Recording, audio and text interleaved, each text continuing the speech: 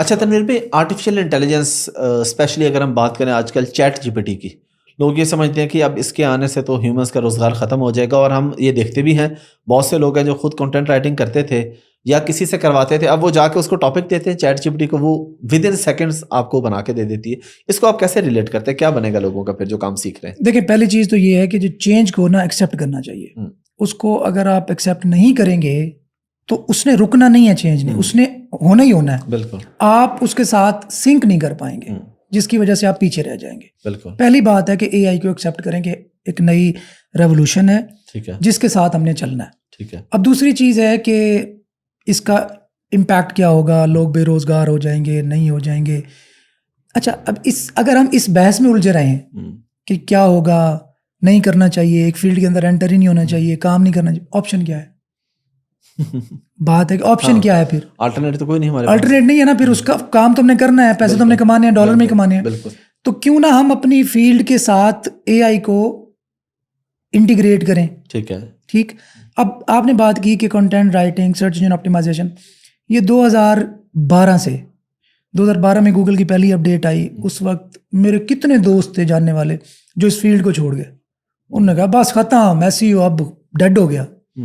अच्छा, उसके बाद फिर एक और अपडेट आई, उसने कहा चल अब खत्म, इसके बाद जो है ना वो एसईओ इज डेड। उसके बाद जी फिर गूगल ने कहा जी ये लिंक स्पैम है, गूगल ने कहा जी फलाना ये स्पैम है।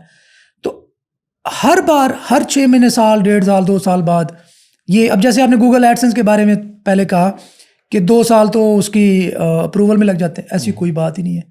तो देखिए, चीज़ें गोरों के साथ अगर आपने काम करना है ना, वो स्टैटिक नहीं है। उसकी मिसाल मैं आपको छोटी सी दी हूँ कि फेसबुक की ऐप से ही काम कर रही होती है। हमें लग रहा होता है कि हर चीज़ परफेक्ट है, फिर भी सुबह उठते हैं अपडेट आई होती है। क्यों? गोरे इस चीज़ को बहुत ज़्यादा फोकस करते हैं इस बात पे कि अपडेट अगर चीज़ों को आप नहीं करोगे, उन चीज़ों के साथ खुद को अपडेट नहीं रखोगे तो पीछे रह जाओगे, ऑब्सोलीट, क्योंकि कंपटीशन इतना है। तो एआई के मामले में, एआई मेरी पर्सनल ओपिनियन में एसईओ को ख़त्म नहीं करेगी, कम से कम अगले 10 साल।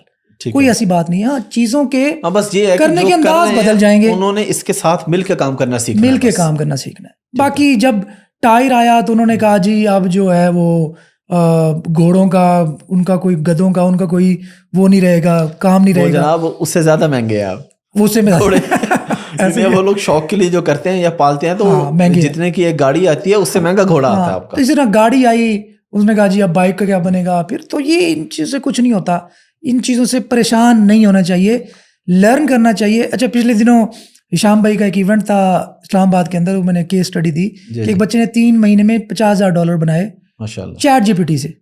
माशाल्लाह।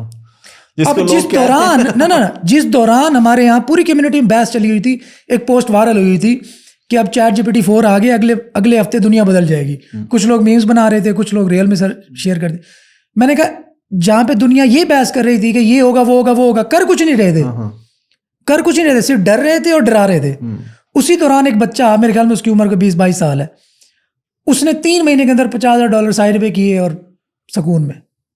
तो ये होता है फर्क कि अगर आपकी प्रोग्रेसिव अप्रोच हो तो आप उसी चीज में अपॉर्चुनिटी ढूंढते हैं। अगर आप थोड़े नेगेटिव माइंड है तो आपको अपॉर्चुनिटी में भी नजर आता है कि नहीं इसमें कुछ उसमें कोई ना कोई मसला आपको नजर आ जाता है। तो देखिए, पॉजिटिव अप्रोच रखनी चाहिए हमेशा। तनवीर भाई, बहुत शुक्रिया आपके टाइम का। लास्ट पे आप कोई मैसेज देना चाहें यंग जनरेशन को? यूथ को मेरा मैसेज यही है जो कि आज मैंने 1 साल पहले दिया था और उस पर बड़ी ले दे हुई थी, मेरी बड़ी जो है ना लोगों ने ली थी प्रॉपर। मैंने कहा था कि ये मुल्क अगर आप छोड़ सकते हो तो छोड़ जाओ। अगर आपकी फाइनेंशियल कंडीशन ऐसी है कि आप बाहर शिफ्ट हो सकते हो तो शिफ्ट हो जाना चाहिए। उसकी रीज़न में नहीं जाता मैं, आज आके शायद आपको रियलाइज़ हो रहा होगा कि तनवीर 1 साल पहले सही कह रहा था। 2 ऑप्शन है आपके पास, या तो आप बाहर चले जाएं, वहाँ पे जॉब्स करें, और इसमें कोई मजायका नहीं है, कोई इमोशनल होने की ज़रूरत नहीं है।